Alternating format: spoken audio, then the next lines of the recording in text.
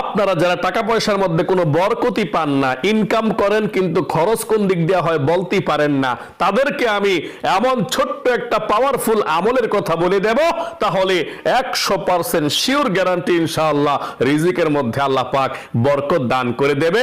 আর সে আমলটা সহজ একটা আমল, আর সে আমলটা করবেন হচ্ছে চাশতের নামাজ পড়ার পর আল্লাহ রাব্বুল আলামিনের একটি নামকে আপনারা 10 বার পর্যন্ত পাঠ করতে হবে।